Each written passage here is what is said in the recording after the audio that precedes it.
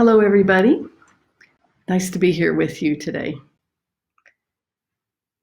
Let's talk about Ayurveda and cooking and relieving anxiety with it. Really simple approaches. Food is our best medicine for the body, for the mind, and for our spirit. And we're whole beings that function best, and we heal problems easiest when we honor that true makeup of ours, that everything is connected. And when we simply work with our design, then it goes well. And that's what I wanted to talk about today. These aren't really mysterious kinds of things. Just like having anxiety isn't really mysterious. It's about cause and effect. We need to take away the causes of problems and replace it with supportive actions. So let's talk about some very simple things then that are helpful. A regular meal schedule, 3 times in a day, and as close to the same schedule as possible. And that's the same schedule each day. And that's what's going to bring balance to things. You see, sometimes we might think that, just doing whatever I want whenever I want is freedom, but actually, it puts us in prison. And so giving our lives a good foundation with that regular meal schedule makes a big difference, because it increases our sense of security and enthusiasm, because it helps to take care of our Agni, our digestive fire, and it calms Vata dosha. And what that does then is then this Agni is able to feed our Ojas, which is our immunity, our vitality, and our blissfulness. So something we can all use a little bit more of these days. So my big point here is to have you see that everything is connected, that everything that we do matters, that we're holistic beings. And our approach to ourselves needs to be in this holistic manner in order for things to go well, for it to be really easy, much easier than we start analyzing and thinking too much about things. And a lot of us have been trained to cut ourselves off from certain things or some parts of our living, to not give consideration to what we expose ourselves to and the effect that it has on us. People these days, they'll talk about, I had to move my home last month and I wasn't expecting it, and now they're having a problem. Well, those are things that do create a lot of disturbance in our system. So we just need to do extra things to help take care of that. And what happens, though, is if we just keep running over ourselves and don't recognize that when we do something that's sort of difficult in life, for example, like moving our home, that we just need to give ourselves a little extra support. And if we don't do that, then we have a deterioration in our mental and physical health. The consequences will show up and they'll accumulate. So what Ayurveda and yoga offers us is to really wake up in our lives and become what we're really meant to be. That's why it's called the science of living. We're meant to feel well and we're meant to thrive in life. So, and if this isn't happening, then it means that it's time for change. The old way isn't working, obviously. And it doesn't mean everything doesn't work. It just means that there's probably some things that are where you're running over yourself. So when we're anxious and in fear and we want to blame things outside of us, we're not thriving. We don't feel well. And the good is that can come from this is not to hang on to the fear and wait for something else to fix it. We need to take the steps to empower ourselves to be present in life and to take action in that direction. And so that's what these steps are for.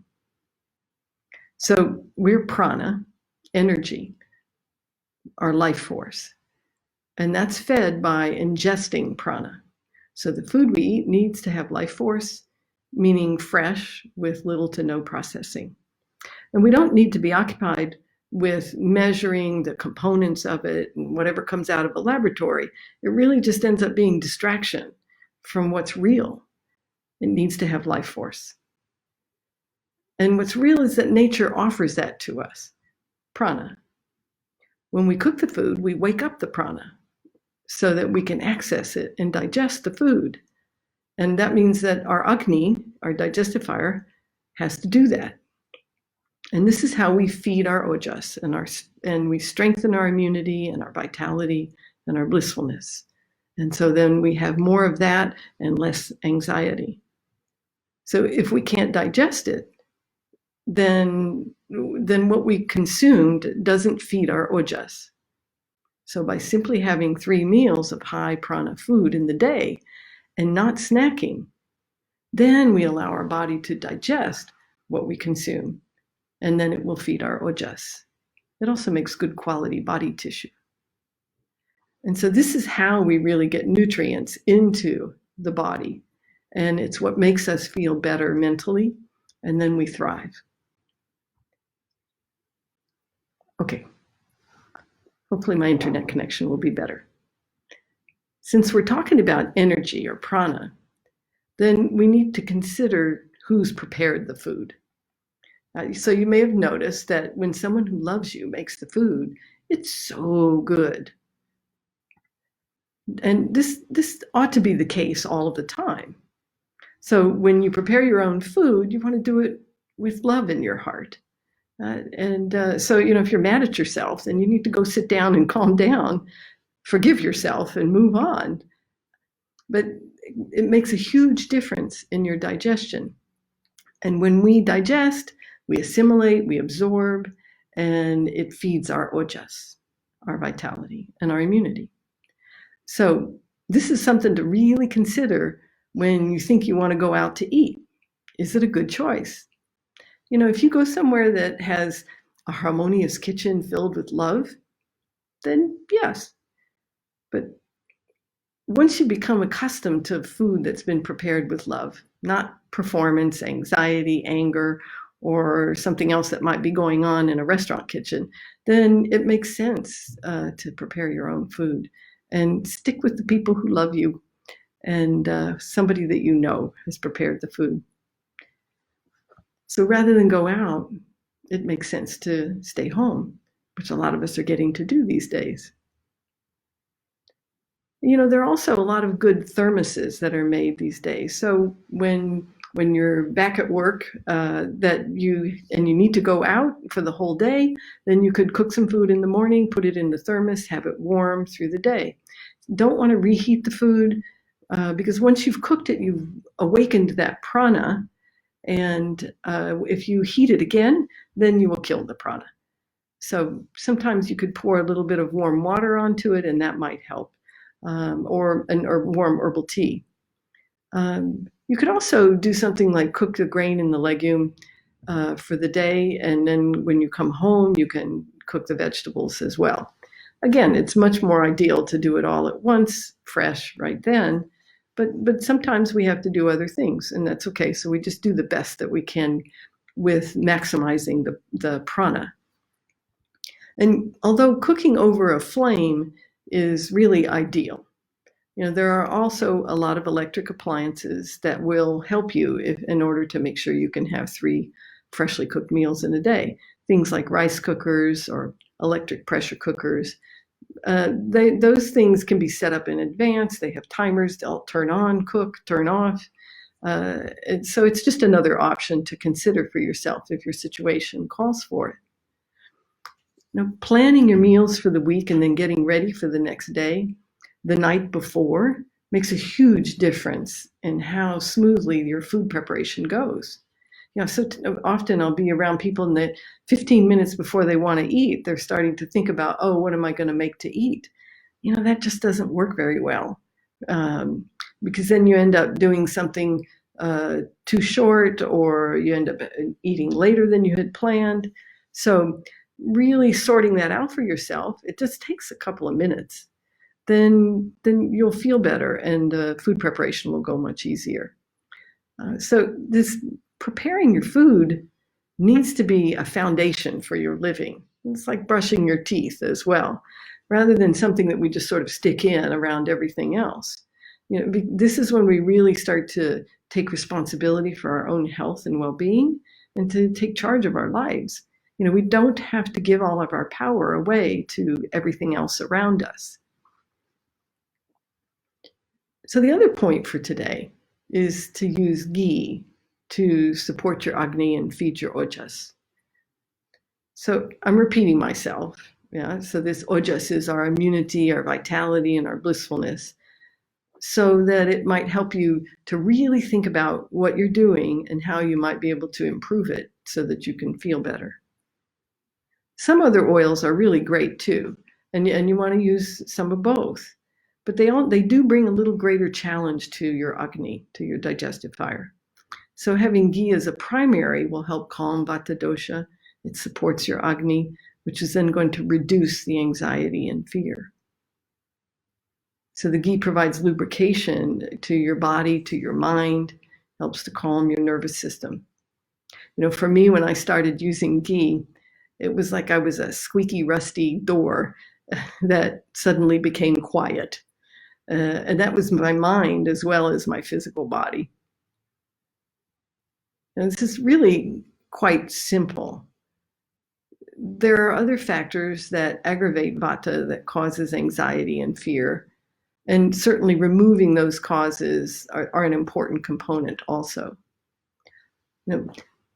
Sometimes some of us, we don't think we have fear, especially sometimes fellows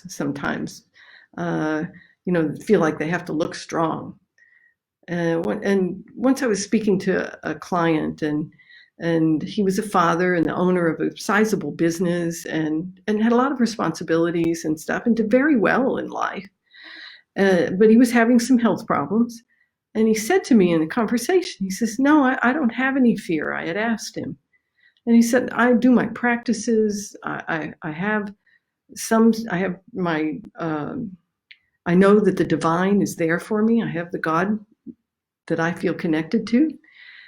And then later in the conversation, he's telling me about something that happened and how scary it was that the government was changing their laws and it affected his business, and he wasn't sleeping and he was having heart palpitations. And he literally started shaking when he was telling me about this. But he didn't think that was fear. So my point is that, we're really sensitive creatures, and many things in life will feel threatening to us, and it's okay. And when we acknowledge it, then we can, in that moment, relieve ourselves of the effects with our breath, with our prayer, or something of that nature, rather than just sort of rushing through things and trying to look good or just being unconscious about it. It's fear that creates anxiety, whether it's, the fear of losing something we have, the fear of not getting something, just the feeling of being not grounded in our body. And it's faith in the process of living and the God of our hearts and working with that energy that's always available to us. That's what allows us to truly be in our lives and to really shine. And these times are for us to see that we are holistic, that we're part of nature. We need to do things that support that holistic nature, which is to allow the fear to be seen. Don't give it any more power, and move it up and out with the breath. So there are a lot of techniques that can be used for this, but the simplest is when we see who we truly are and that we're actually quite simple. Everything affects everything else, and we have the power to heal by moving our own prana, by allowing our energy to flow. Now, you might say, "Myra, you make it sound so easy." It's simple, but it can be very challenging because we have an ego that likes to feel right, all of us. And our ego's not bad, but some parts of it maybe we don't like to keep so much. So we've learned to rely on that ego and its external interaction rather than our internal knowing that we all have. So it's a process of evolution for all of us. It's change. And when we allow it, then it's a joyful journey. When we try to keep doing things the old way, we get the old results and then we suffer. So eating warm cooked foods with plenty of ghee or another oil, having enough water for hydration, but not too much, having a balanced approach with 60% augmenting and 40% extractive foods, that's going to help calm the anxiety and fear. Dry, light, airy foods like crackers and popcorn, and dry roasted veggies, dried fruit, quinoa, those things will increase the vata and feed the anxiety. So we use the opposite qualities to bring balance in Ayurveda. On our monthly podcast this year, we're going over what are called the Gurvati Gunas. These are the 20 qualities or 10 pairs of opposites that are present in nature and in us. And so in the podcast, we're exploring those qualities so we can get to know ourselves in this new way. And it's a really great tool for increasing your ability to be present in life. On the Holly Pulley website and in our app, you can find detailed information about augmenting and extractive foods, as well as lots of recipes and ways to plan balanced meals. Now, beyond the things I've already mentioned, using spices in a balanced way, this will calm anxiety. You want to leave out things that are stimulating and what we call rajasic, meaning they create activity in the mind, and emphasize things that are sattvic or more harmonious. And these would be the spices that are not quite so strong. So for example, rajasic spices would be things like chilies and garlic. And some more sattvic kinds of things would be things like cumin and coriander and fennel, cinnamon. But all of those need to be used in moderation, not in excess. Otherwise, they'll cause problems. So remember then, too much stimulation increases anxiety. So I recommend leaving out the garlic and the onions and the chilies.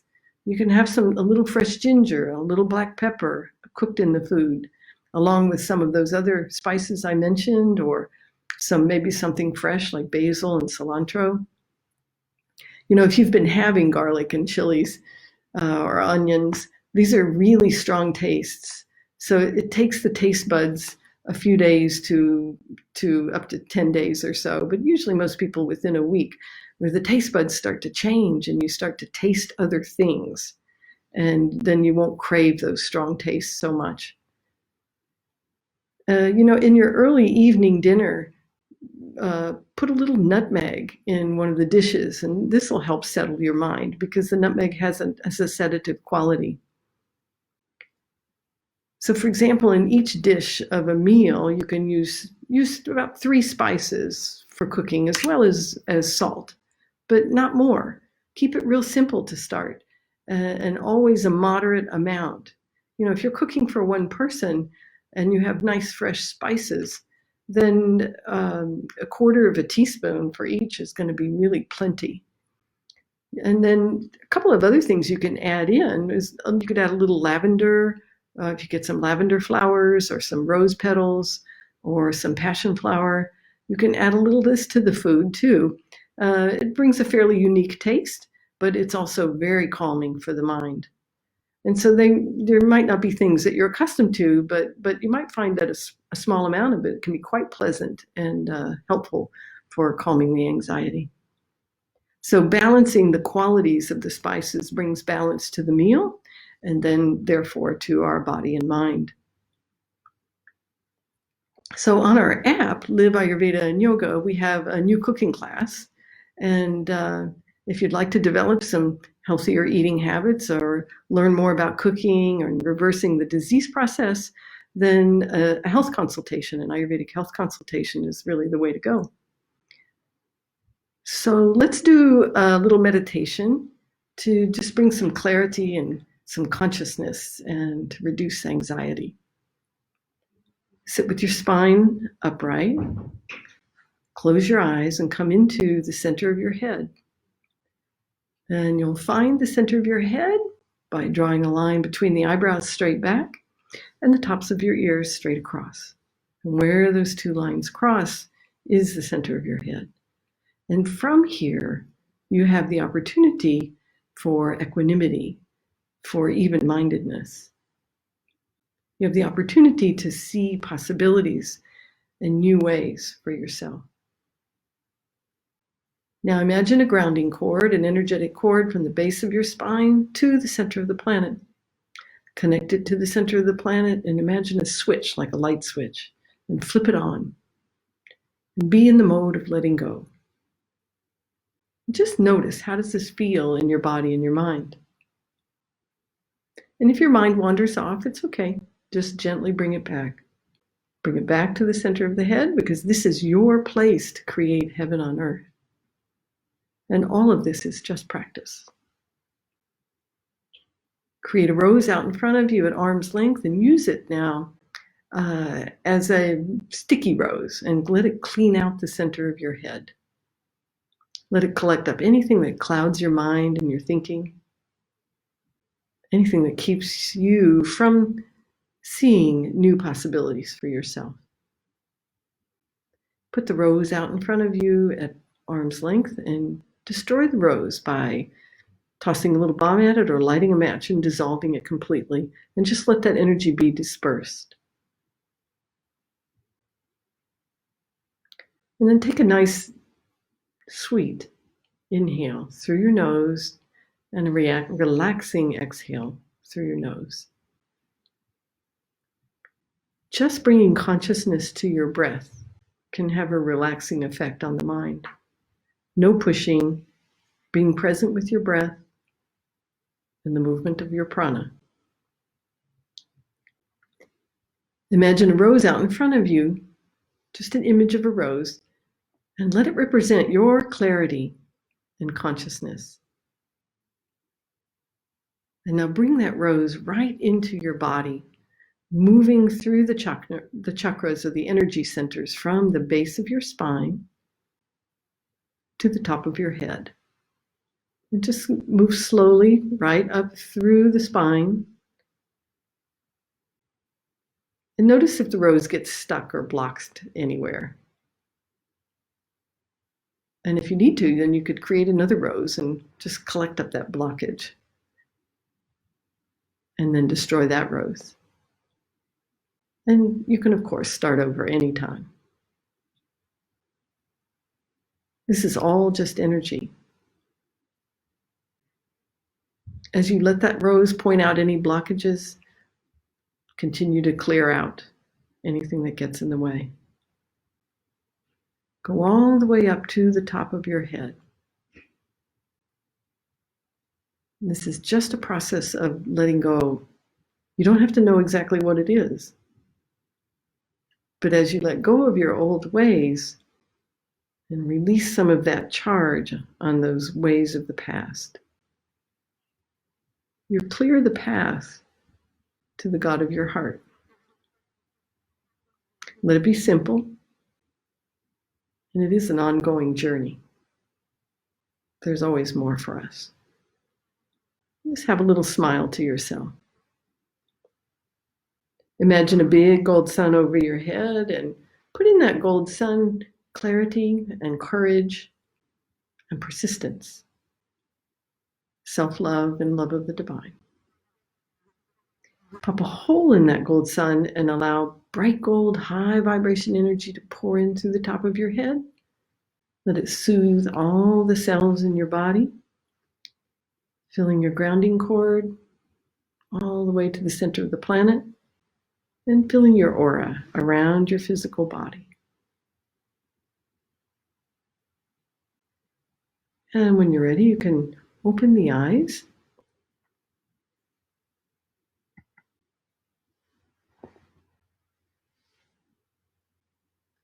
And so let's see, do we have any questions? Yes, we have one question here which asked, are spices an augmented food or an extractive food? Okay, so spices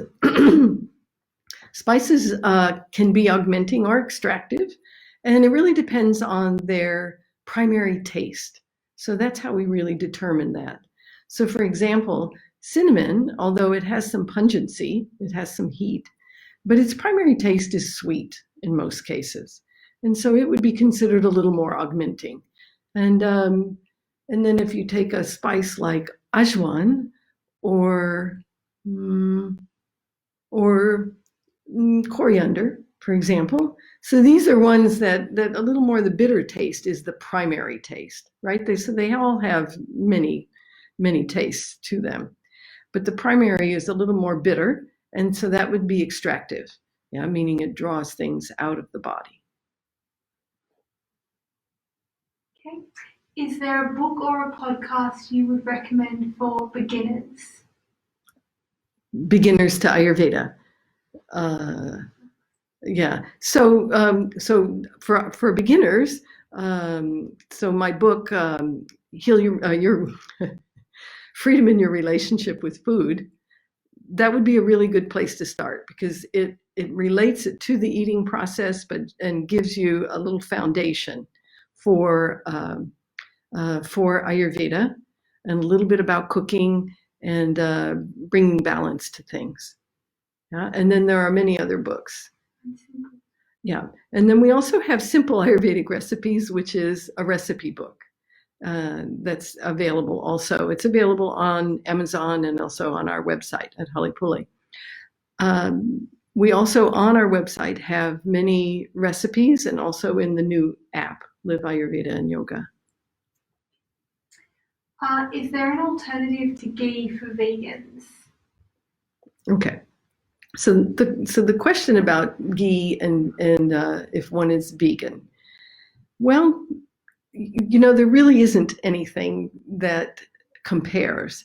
So there are other oils that are very good. Sesame oil is very good, excellent. It's excellent on the body as well as inside, but it is warming. And so for some people, and especially in the summertime, it might not be appropriate. But none of them have the qualities that ghee has. So ghee has some very special qualities where it supports Agni, and it's also not especially heating or cooling. Coconut oil is cooling.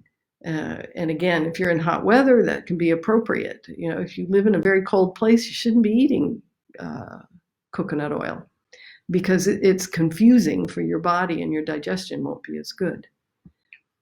So sunflower oil is fairly neutral and it's pretty good. So those are probably the suggestions that I would make. I would make sure to avoid things like vegetable oil and canola oil and things like that, because the canola is genetically modified, and vegetable oils have usually the very poor quality oil in them, and that's why they don't tell you exactly what's in there. Okay. Any others? Do you recommend powdered superfoods as pranic supplements to increase ojas? Great question. No, I don't, because superfoods, especially powdered, are probably not a great idea. I would not be, I'd have to be convinced of how much prana they might have. They might have some, but superfoods are just foods. I recently saw an advertisement of avocados are now the new superfood. Well, avocados have been around forever. They're not a superfood. Everything that nature produces has some really great things to give us. And the more we connect with that, the better it's going to be. So, we don't need some special magical thing that comes from the other side of the planet in order to have good prana. We need to work with what's close by, as close as we can be. So I know some people live in places where not much grows and that. So then you do the best that you can. But if you live in a very cold place, you don't have any business eating coconut, for example, right? Because it's confusing for your digestion. So superfoods, no, I'm not a fan of that at all. I don't think it's a good approach. I think we cause a lot of imbalance as a result of that. And And so, when something new gets presented to you, try it and see. But nothing is magic. All the food, if it has prana, there's potential for it to support our ojas.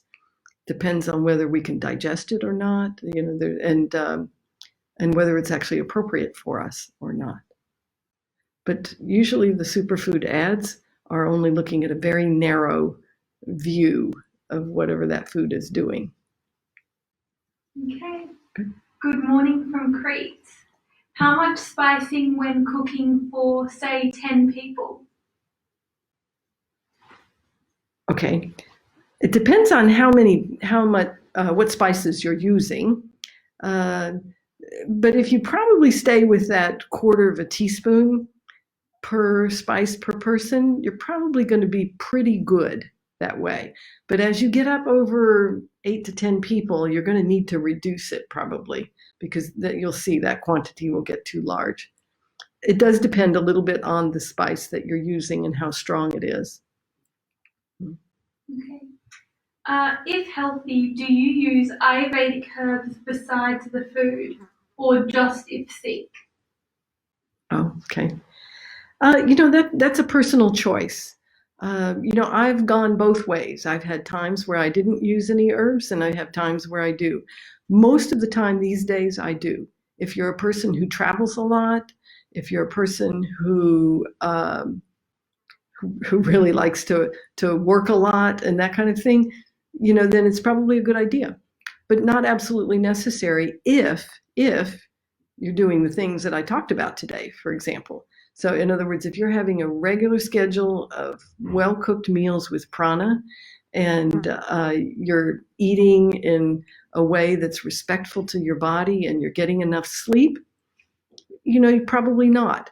Now, that's assuming that you haven't had any significant health problems in the past. But that would also mean that you don't have any symptoms. So in other words, being constipated, or having menstrual difficulties, or any kind of symptoms like that is some indication of imbalance. The herbs can help for sure. Herbs are also good, as we get older, they can help support weaker areas of the individual. So I don't recommend just taking a bunch of herbs. No, it would be just if there's some tendency to go out of balance in a certain area, then you would use some herbs to support you in that area. Yeah. So it really is very much an individual thing. Is it okay to eat on a silver plate? Well, yes, a silver plate meaning made out of silver, or a silver plate that's made out of stainless steel. Either way, it's probably okay. That's assuming the silver, if it was real silver. Actually, it's recommended. There's some discussion of the different types of tools that you use in the Ayurvedic texts. So gold and silver, and in particular, sometimes copper, are recommended for certain, for certain people, and that. So it should be okay. Yeah, as long as you know that there aren't other metals that were used with it and that kind of thing. Yeah, but I would also make sure that it's something that is really appealing to you. Yeah, and pleasing to you. Okay. Any nutritional advice for the time just before your menses? Feeling more intensely right now? Feeling more intensely right before menses. Yeah. So when that, what I would do is just try to keep things balanced. In other words, don't follow cravings, and that warm cooked foods, nourishing kinds of things could be emphasized. But the idea is that if you do that on an ongoing basis, that you won't have the problems before menses.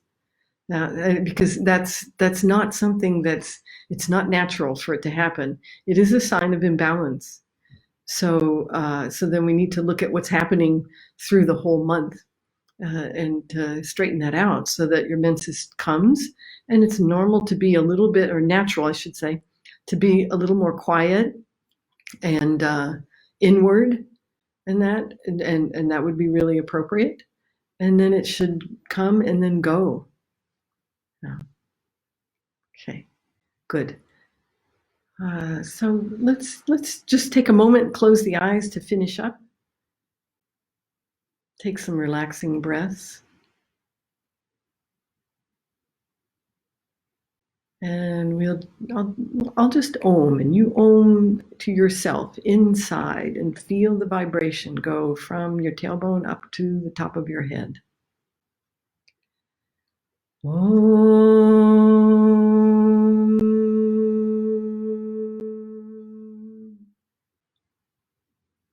Great.